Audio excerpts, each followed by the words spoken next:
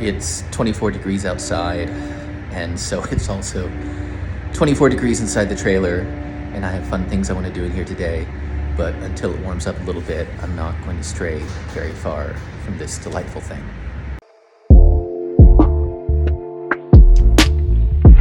So I'm standing here at what will be the front door of Itinerant Immersive installation number 1, the abandoned spaceship.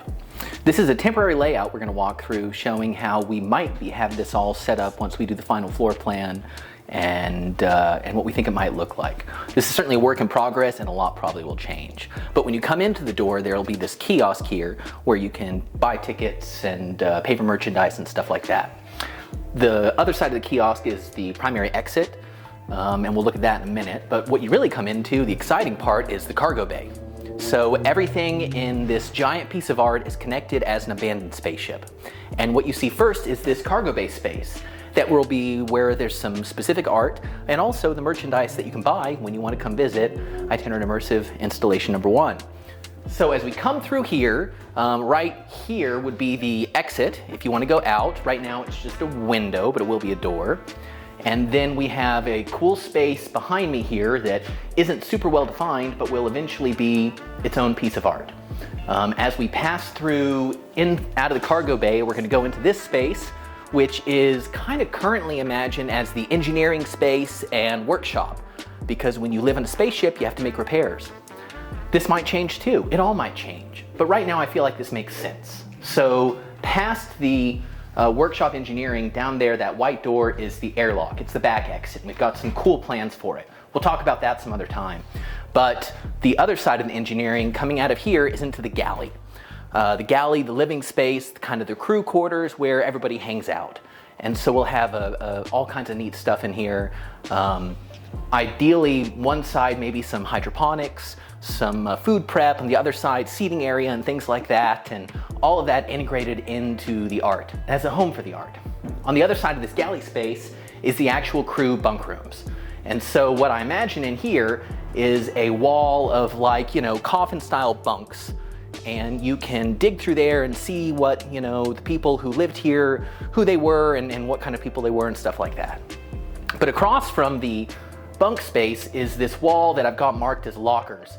And then you'll pass through one of the lockers if you look, and if you open the door, you can pass through this like broken out wall into this utility space. And this utility space is where we find the alien menace, whatever's happened to cause this spaceship to become abandoned. And so this is kind of the first hint of that, and you only find it if you're digging around and opening doors. And then alongside this is this long, narrow, like cramped corridor, intentionally claustrophobic. And this you'll be able to see more of the alien menace, expanding out into the rest of the ship. And then this will spit you out right by this airlock. This airlock here will be our back door. And then across from the airlock, or next to it, is where we'll have some cool spacesuits. At least that's the plan for now. And then going back this way, coming back into the engineering and workshop space, and then back out into the cargo bay. And then on the other side of the cargo bay is the other half of the spaceship. And so we have through here the med bay, the laboratory. At least that's kind of what we have this space earmarked right now. So we can imagine kind of a lab space over here, and then like the crew's med bay on this other side. I grew up reading a lot of science fiction, and this is the kind of thing you see in old spaceships, right? So passing through this space into what I'm most excited about, the bridge.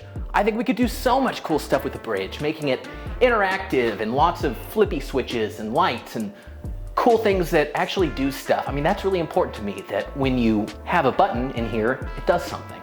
So this is the big bridge room.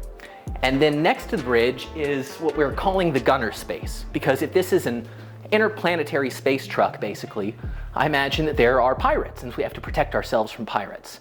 We got some cool ideas for this space too. It's smaller, it's a little cramped, but I kind of feel like it works for that. And then outside this, we go into what we're calling currently the captain's bunk room.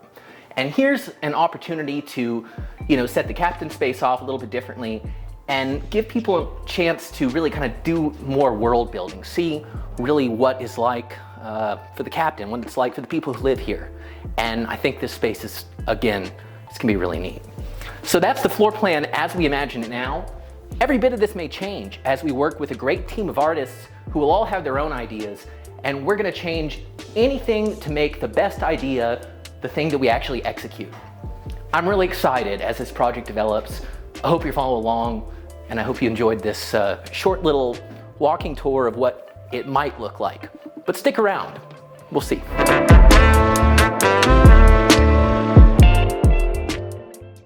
I don't want to have right angles inside the spaceship because it's a pressure vessel. So I want the walls and ceiling to curve together. And I want to do that with Luan plywood, which is a material I've used a lot before and I know can take a curve. So here's my test piece showing that I can actually get a pretty tight curve this way. And I want to use the space behind it up in the corner to run wiring back and forth. So this curve's got to be consistent, which means we're going to have plywood gussets back there that are the same, so the curve is consistent all the way down either side. After I made this test piece just to see how much of a flex, I also then created a template of this angle. So this lets me know this is exactly the angle between the stud and the bottom cord of the roof trusses. And I can then take this into the workshop and design all this on the software for the CNC machine so we can cut out these pieces so they're all exactly the same. But that only gets me the back side of it. For the front side of what will be this curve, I made this template following this curve out of thin strips of plywood hot glued together.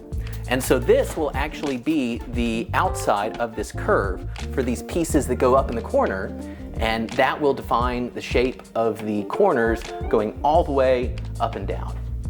Or at least that's the plan. I think it'll work. I made some test gussets to go behind this sheet of plywood, just 2 of them, just to show what this will look like once it's all done.